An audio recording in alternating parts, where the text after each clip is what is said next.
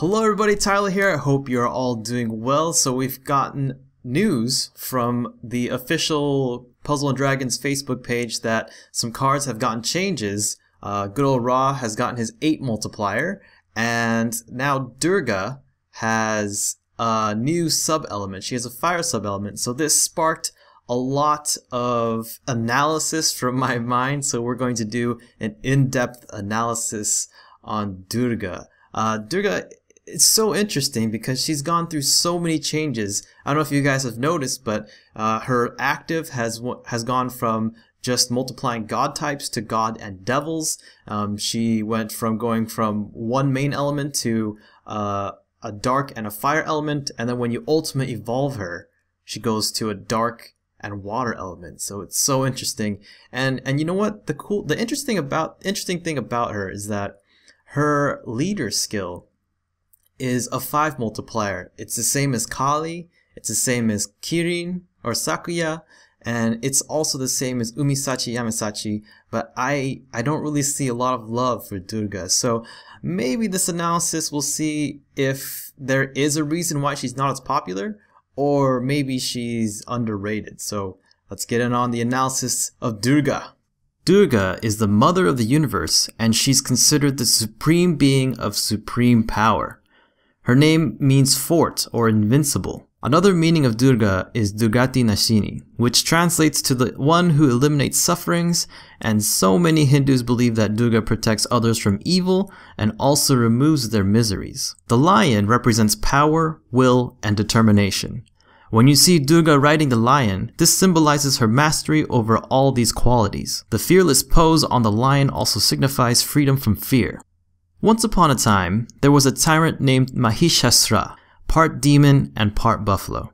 He meditated for thousands of years so he can be blessed with immortality and power. The god Brahma noticed his devotion and blessed him with his one wish, and Mahishasura wished to be unkillable by man or god, and he was granted this wish. He considered himself immortal and destroyed the earth. He even chased the gods out of heaven.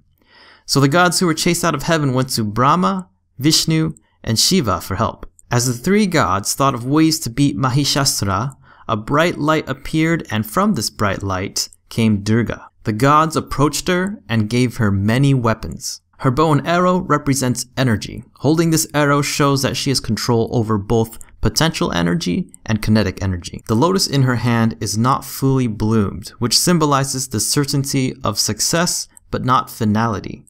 This means that the lotus stands for continuous evolution of the spiritual quality of lust and greed. The Sudarshan Chakra was given to her by Vishnu. This weapon spins around the index finger of the goddess without touching her finger. This signifies that the entire world is under the will of Durga. The world is at her command. She uses this weapon to destroy evil. Her scepter was a gift from the Lord of Death.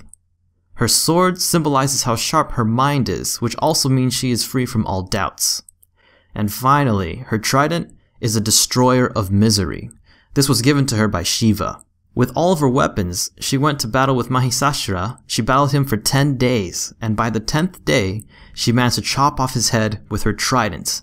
People now celebrate Durga's battle by partying for 10 days.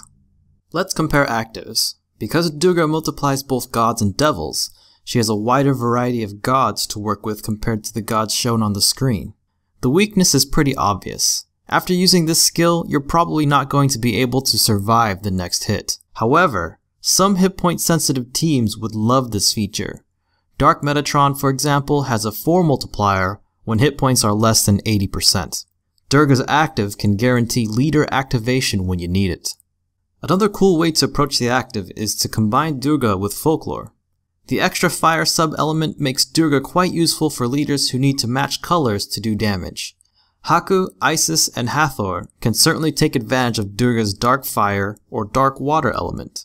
When using Durga as a leader, the 2 different elements mean you only need to bring 2 more colors to your team. This means that you are not really restricted to color, and you can then focus on more useful subs instead. If I choose Metatron and Hades as the cards to cover these colors, I still have 2 more slots to bring cards with utility. Some notable subs would be Dark Kali and Dark Valkyrie. Blade of the Four Origins requires Fire, Water, Wood, and Dark for a 5 multiplier. This is all the colors except for Light and Heart, which means that this evolution works particularly well with Persephone because she turns Light and Heart to Dark. The ultimate evolution is very interesting. The most interesting thing is that it changes her sub-element from Fire to Water. This can completely change the way you create your team. If we consider the Durga-Persephone duo, for example, we only need to use one other card to cover the greed element. The other 2 slots are free for any other card you want. The other great trait about the Ultimate Evolution is the change to the leader skill. You need to match 4 of 5 elements for a 5 multiplier. This includes Fire, Water, Wood, Dark, and Heart. All the colors are in play except for Light. Because Heart is included, the consistency of her activation is improved. Some dungeons need consistent damage more than high multipliers, so this is a great improvement. Don't forget that this also makes it possible to use her in tricolor dungeons. She can be used in weekend dungeons. That's pretty crazy.